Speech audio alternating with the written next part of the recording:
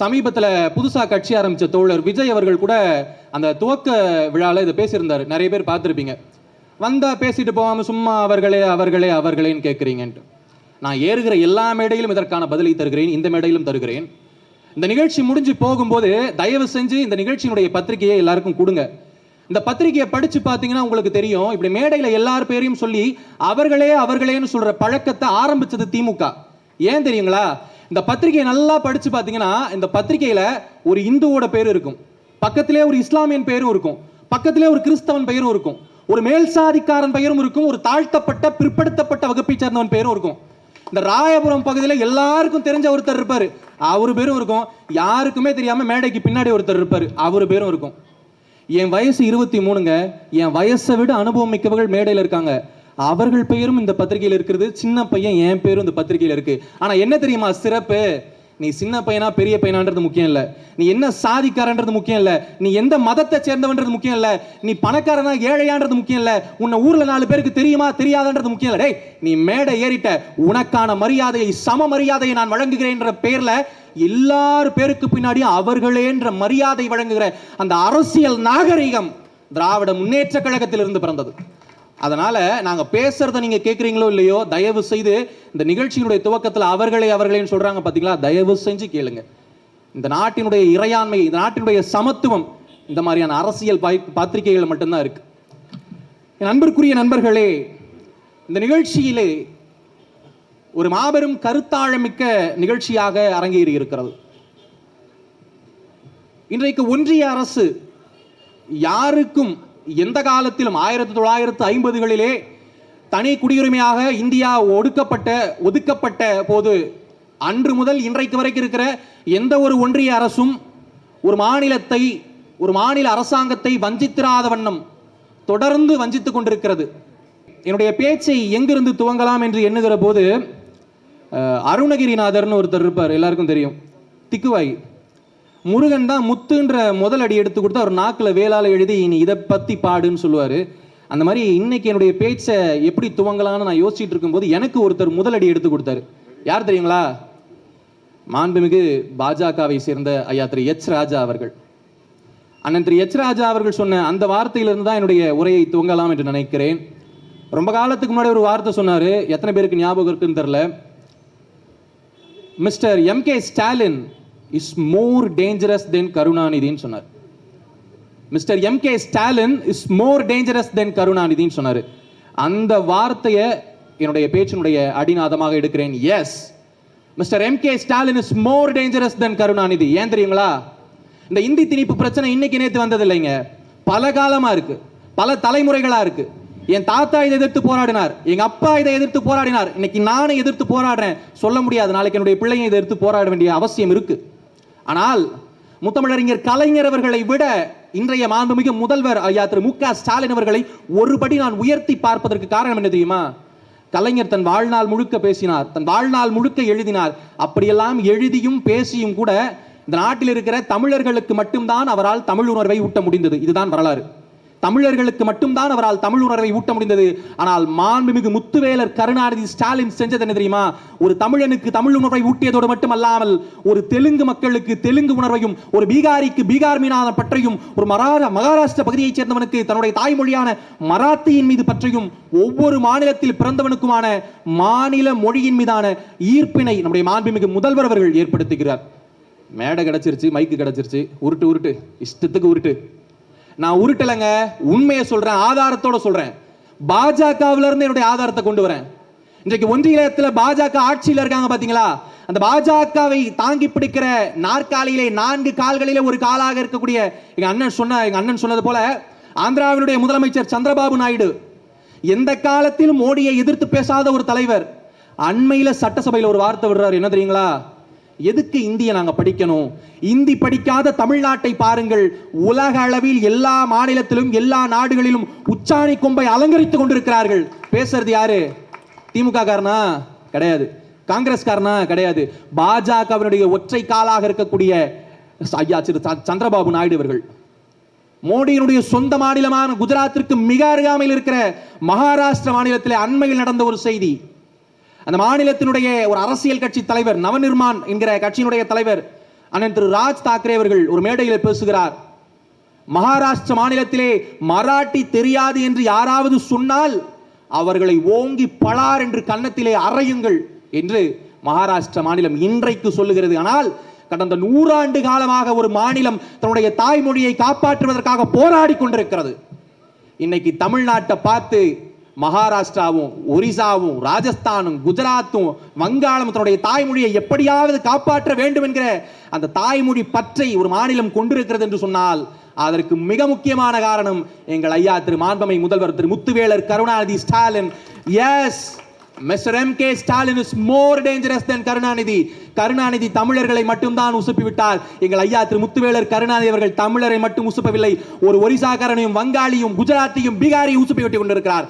India மொத்தமும் உங்களுக்கான எதிர்ப்பு கனல் கொழுந்து விட்டிருக்கிறது. எச்சரிக்கை. என் அன்பிற்குரியவர்களே, நிகழ்ச்சியினுடைய பின்னாடி தமிழ்நாட்டை சேர்ந்த காவலர்கள் இருக்காங்க. இந்த இந்தி திணிப்பை வெறும் இந்தி திணிப்பா மட்டும் பார்க்காதீங்க. இந்தி திணிப்புன்றது ஒரு அடையாளம் மட்டும்தான். உண்மையிலே இந்தி திணிப்பினுடைய கருவாக இருக்கக்கூடியது புதிய கல்விக் கொள்கைன்ற ஒண்ணு. அந்த புதிய கல்விக் கொள்கை எந்த காலத்திலும் நம்மால் ஏற்றுக்கொள்ள முடியாது. ஏன்? உதாரணமா சொல்றேன். நாம படிக்கிற படிப்பும் ஒன்றிய அரசு கற்பிக்கிற படிப்பும் எந்த காலத்திலுமே ஒன்னா இருந்ததில்லை. இந்த நிகழ்ச்சி முடிஞ்சிட்டு போகும்போது பின்னாடி காவலர்கள் இருப்பாங்க, அவங்க கிட்ட கேளுங்களேன், இந்தியாவினுடைய முதல் விடுதலை போராட்டம் எப்ப நடந்துச்சுன்னு கேளுங்க. தயக்கமே இல்லாம சொல்லுவாங்க தமிழ்நாட்டில் நடந்துச்சுட்டு. ஆனா ஒன்றிய அரசினுடைய அதிகாரிகள் யாரா இருந்து கேட்டு பாருங்க, ஒத்துக்கவே மாட்டான். அவர்களை பொறுத்தவரையில் 1857 வடநாட்டில் நடந்தது மட்டும்தான் இந்தியாவுடைய முதல் சுதந்திர போர். நம்ம எல்லாருக்குமே தெரியும், இந்தியாவினுடைய விடுதலைக்காக முதலிலே பாடுபட்ட பெண் போராளி யாருன்னா அம்மா வேலு நாச்சியார். நம்ம எல்லாருமே தயக்கம் இல்லாம சொல்லுவோம். ஆனா ஒரு வடநாட்டுக்காரனை ஒத்துக்க சொல்லுங்க பாப்போம். ஒன்றிய அரசுடைய கல்வி பாடத்திட்டத்தில் ஒரு புத்தகத்துல காட்ட சொல்லுங்க பாப்போம். இருக்காது. அவர்களை பொறுத்தவரையிலே முதல் பெண் சுதந்திர போராளி என்பவர் ஜான்சி ராணி தான். வேலு நாச்சியாரை அவங்களை ஏத்துக்க மாட்டாங்க. உங்களுக்கு வேற வரலாறு, எங்களுக்கு வேறு வரலாறு என்று இருக்கிற போது நீங்கள் வகுத்து தருகிற பாடத்திட்டத்தை எப்படி எங்கள் பிள்ளைகள் படிப்பாங்க? ஒருவேளை சரிப்பா திமுக இல்ல, ஒருவேளை அந்த பாடத்திட்டம் வந்துருச்சு, நம்ம பிள்ளைங்களாம் எப்படி இருப்பாங்க? சூப்பரா போயிருவாங்களோ? ஆகா, என் பிள்ளைங்க அப்படி போயிடும். அப்படிலாம் ஒன்றும் கிடையாது.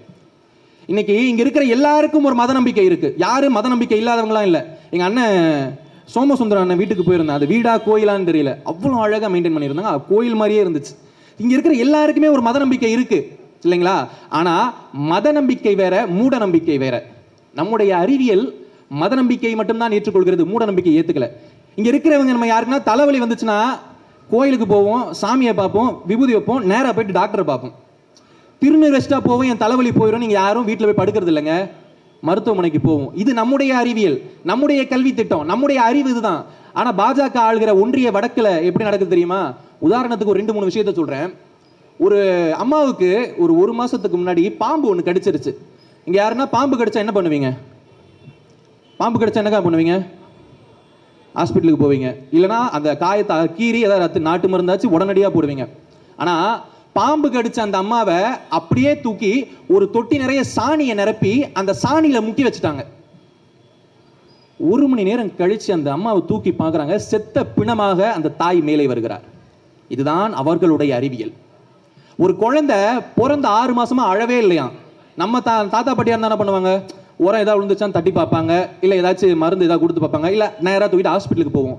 ஆனால் வடக்கே என்ன தெரியுமா நடந்திருக்கு? நேராக தூக்கிட்டு ஒரு சாமியார் கிட்ட போயிருக்காங்க. அவன் உண்மையான சாமியாரா போலி சாமியாரான்னு கூட தெரியல.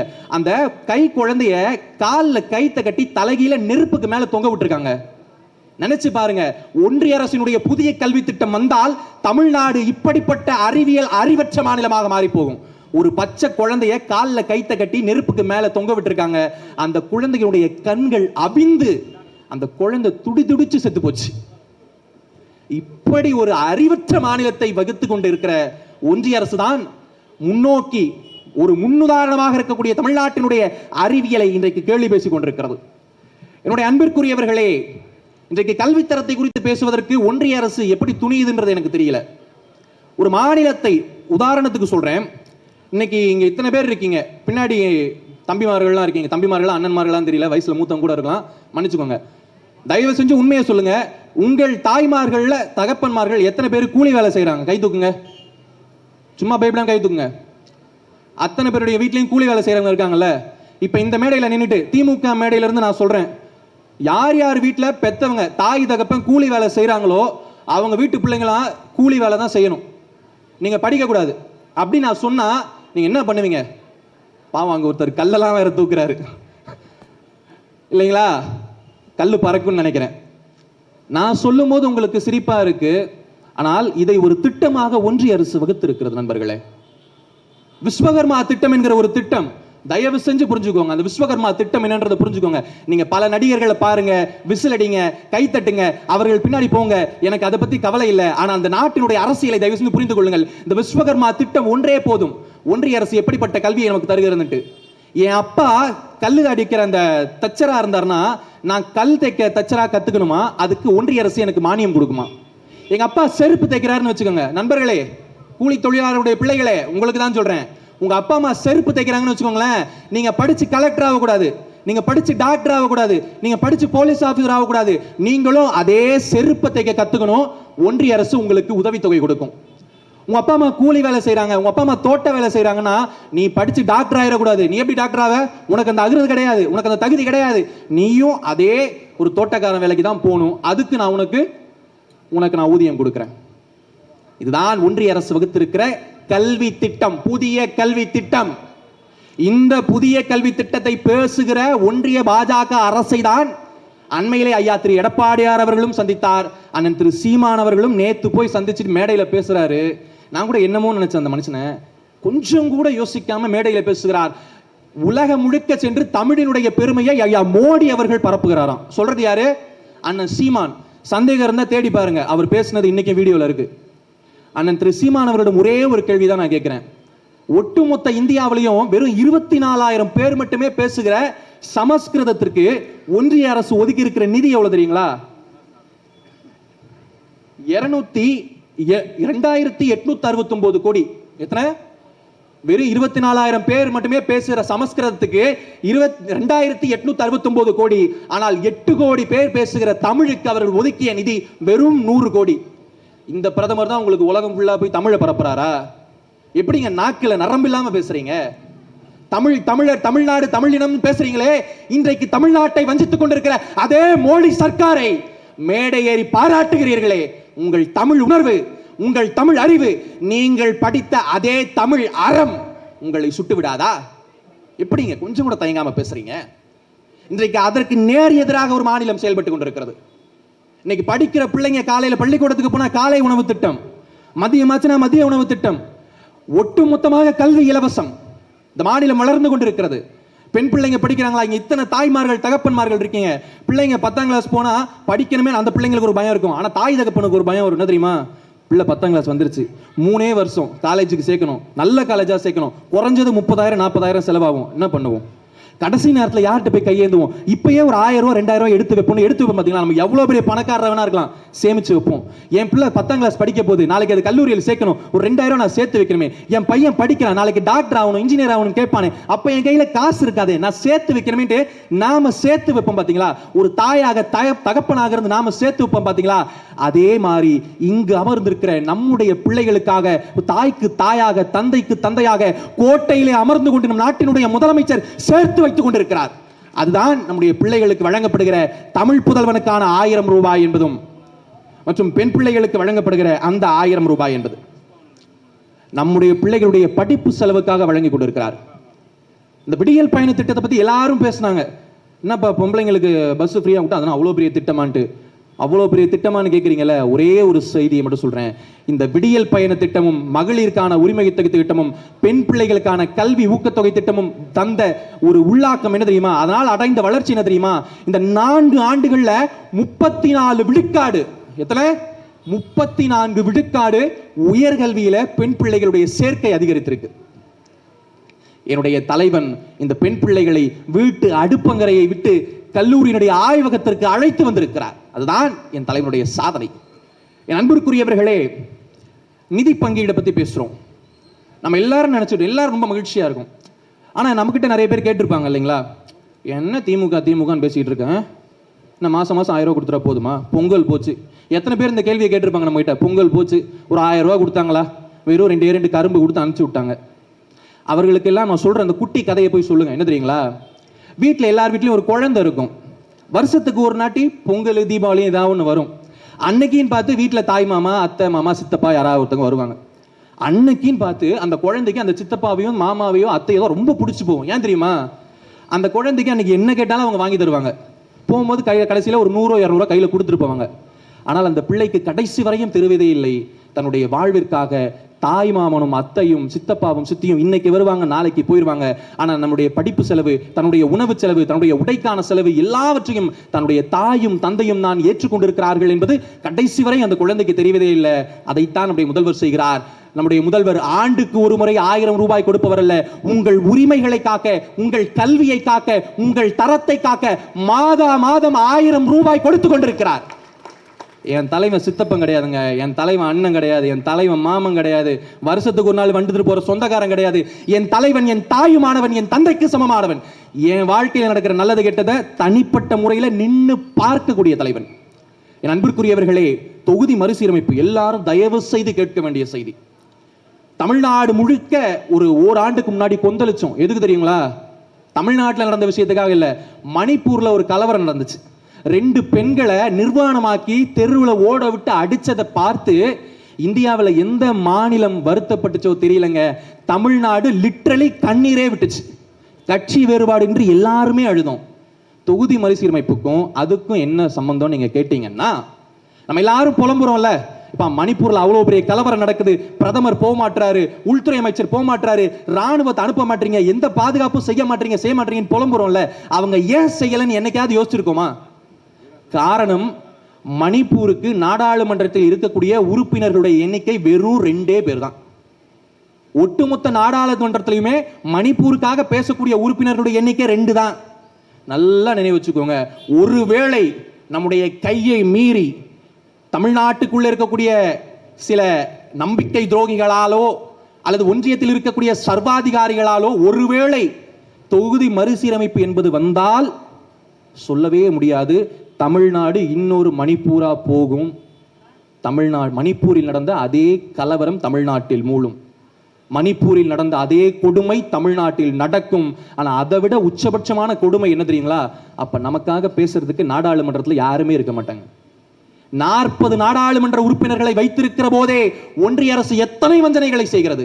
நம்ம எல்லாம் நினைச்சிட்டு இருக்கோம், நம்ம எல்லாரும் மகிழ்ச்சியா இருக்கோம், நம்ம எல்லாரும் நல்ல திடகாத்திரமா இருக்கும், பொருளாதாரத்திலே தமிழ்நாடு வளர்ந்திருக்கிறது, கல்வியிலே தமிழ்நாடு வளர்ந்திருக்கிறது, உணவு உற்பத்தியிலே தமிழ்நாடு வளர்ந்திருக்கிறது, தொழில் முதலீட்டிலே தமிழ்நாடு வளர்ந்திருக்கிறது எல்லாம் மகிழ்ச்சியா பேசுறோம்ல. ஆனா உண்மையிலே நம்முடைய முதல்வர் மகிழ்ச்சியா இல்லைங்க. நம்ம மேல விழுகிற ஒவ்வொரு அடியையும் நம்முடைய தனிப்பட்ட முறையிலே முதல்வர் தாங்கி கொண்டிருக்கிறார். கல்வித்துறைக்கு வர வேண்டிய, இன்றைக்கும் கல்வித்துறைக்கு வழங்க வேண்டிய நிதியை ஒன்றியம் வழங்க மறுக்கிறது.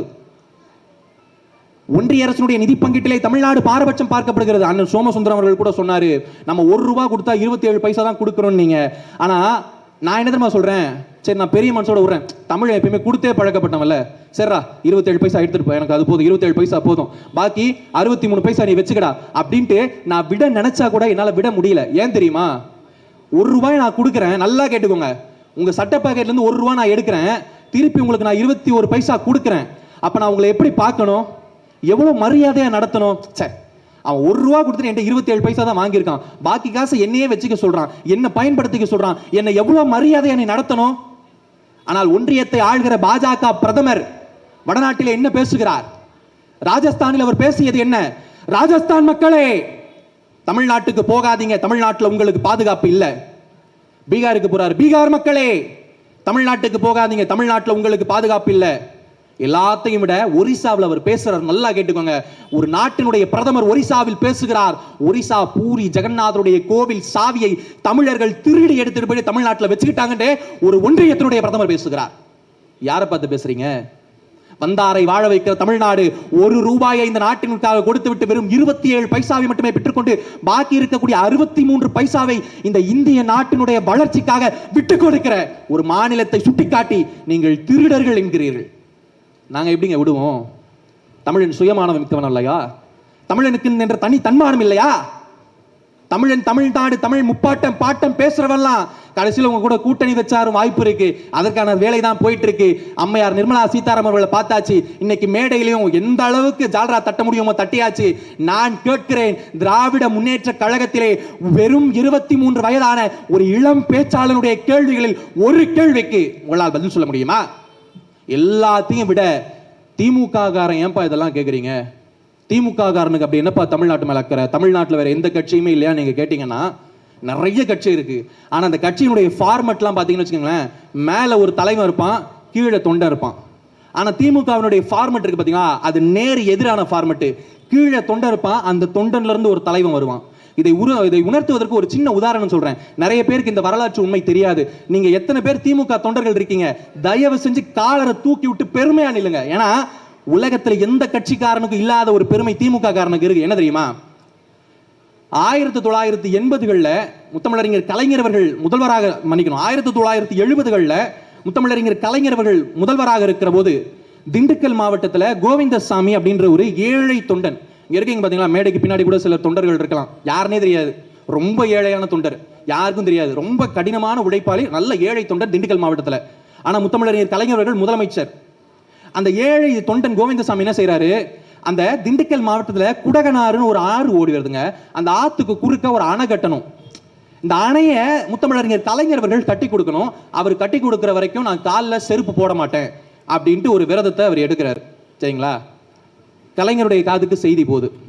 உடனடியாக தன்னுடைய ஆட்சி காலம் முடியறதுக்குள்ளாக குடகனாற்றுக்கு குறுக்க அணை கட்டியாச்சு. அது மட்டும் இல்லைங்க, திமுக அடுத்ததாக நடந்ததுதான் உண்மையினுடைய திமுக. என்ன தெரியுமா செய்யறாரு தலைவர் அவர்கள், அந்த அணை கட்டிட்டதுக்கு அப்புறம் கூட அந்த ஏழை தொண்டன் கோவிந்தசாமி காலில் செருப்பு போடலைன்ற விஷயம் தலைவருடைய காதுக்கு போது. நீங்க நம்புவீங்களோ நம்ப மாட்டீங்களோ எனக்கு தெரியல, உடனடியாக சென்னையிலிருந்து திண்டுக்கல்லுக்கு போகிறார். அந்த திண்டுக்கல்லிலே ஒரு மிகப்பெரிய மேடை எழுப்புகிறார், மாபெரும் பொதுக்கூட்டம் நடத்துகிறார். அந்த பொதுக்கூட்ட மேடையிலே அந்த ஏழை தொண்டன் கோவிந்தசாமியுடைய கால்களை தன்னுடைய 2 கரங்களால் பிடித்து செருப்பு அணிந்து இருக்கிறார். ஒரு ஏழை தொண்டனுடைய கால்களை ஒரு உச்சாணி கும்பில் இருக்கிற கழக தலைவன், ஒரு மாநிலத்தினுடைய முதலமைச்சர் தொட்டு பிடித்து செருப்பு மாட்டிவிட்ட வரலாறு திராவிட முன்னேற்ற கழகத்துக்கு சொந்தமானது. அதனாலதான் சொல்றேன், உண்மையானே திமுக தொண்டர்களா நீங்க இருந்தீங்கன்னா காலரை தூக்கி விட்டுக்கோங்க. செருப்பு நக்குன வரலாறு வேணா அடுத்தவங்களுக்கு இருக்கு, ஏழை தொண்டனுடைய கால்களை பிடித்து செருப்பு மாட்டி விட்ட வரலாறு நம்முடைய கழகத்திற்கு மட்டும்தான் இருக்கிறது தோழர்களே. எல்லாவற்றையும் விட திமுக ஏன் ஆட்சி பொறுப்பில் இருக்க வேண்டும், திமுக ஏன் உயிரோடு இருக்க வேண்டும் என்று நீங்கள் கேட்டால், என் நண்பர்களே, நான் முன்பே சொன்னேன், என்னுடைய வயது வெறும் 23 தான்.